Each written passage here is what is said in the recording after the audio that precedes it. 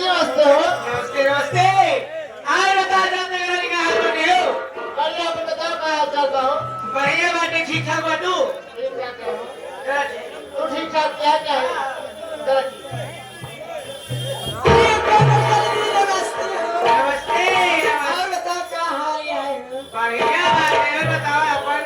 हमार तो हाल ठीक है। ठीक आ गया। सबका कह रहा है कि खाए पिए जा कुछ बनाए ना। खा पिए जा बराबर ना खाए पाओ बा। देखा कहीं कि बराबर खाओ पियो का। हैं?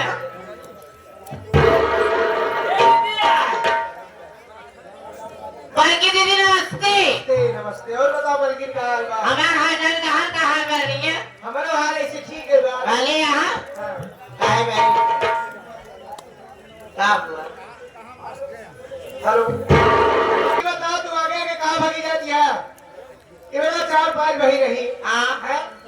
कहूँ जाओ जाए तो सब जगह अपन बातचीत करके ना मिलेगी तब जाओ जाते वो तो ठीक है अब तू आज अकेले घर निकल के चली आई हो। ये बताओ कहाँ जाती है?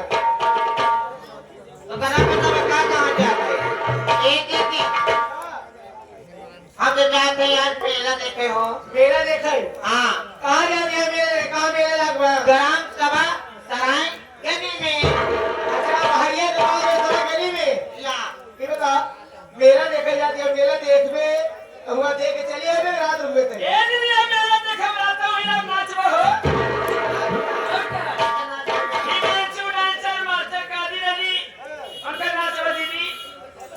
राजकुमार गौतम अच्छा अच्छा, मालिक साहेब।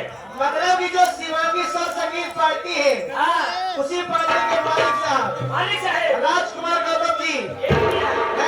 कितना दूर है राजकुमार गौतम जी? 2 चक्कर देकर जिला सुल्तानपुर में अरे बाप रे, बेचारे बहुत मालिक के बहुत नाम दीदी 2 चक्कर बहादुर मास्टर जहाँ जहाँ को घुमा देता जो सोचे में रहा हुई। ना देखे चलता वैसे चलबू कहाँ हो अच्छे देखे से चलबू हाँ करे यहाँ के विकास यादव और अरे बुआ सुहानी आई रे।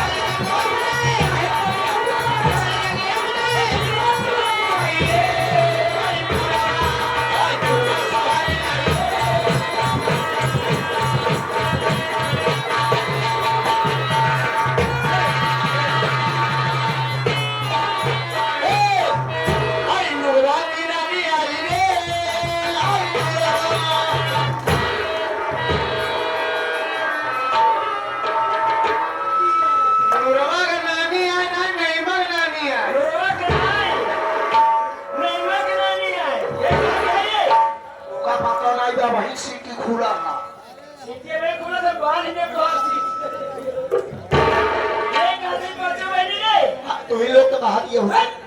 सुहानी आई रे। अच्छा पूर्वा सुहानी आई रे थे।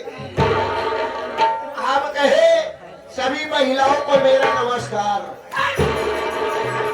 सभी महिला नहीं, बोलो भैंस कहाँ सभी महिलाओं से नमस्कार है। हमारी बहनिया हरी ये देखिए आगे,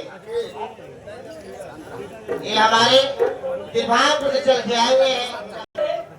लेकिन मुसीबत के मारे ही मुसीबत के तय मारे है कि मुसीबत के मारत है। आओ आई मरे बिना खाते ही आए मेरे मरत है, आए मेरे मरत है तय यही में करे बिना टहरत ही। अरे हम लोग गरीब तलाश में चला नौकरी के तलाश में आया हुआ है, नौकरी करेगा। लेकिन हमको एक नौकर की जरूरत नहीं है, हमें 2 नौकर की जरूरत है। हम अकेले यही था, तो हम 2 जने हैं। 2 जने हो, हमारा क्या नाम है? हमारा नाम अठन्नी लाल है, उसका नाम चवन्नी लाल है। चवन्नी लाल तो बोला तो भाई है, बोला कैसे मौका देखी चवन्नी है। अरे चवन्नी लाल बे, चल तेरी माइक बेटवा लगी।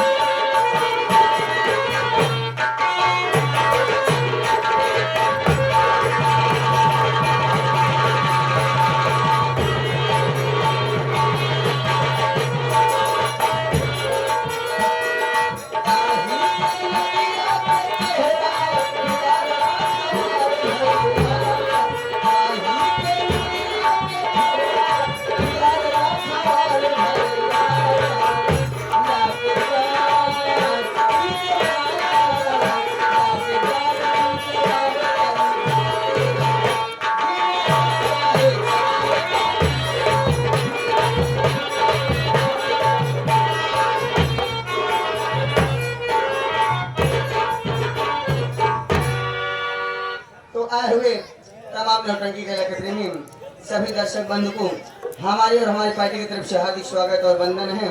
लेकिन क्या बताएं, ये आगे हमारे शुभम जिला पर हमारे यहाँ के भैया जय जय राम जी जय की जय राम जय जय राम जय।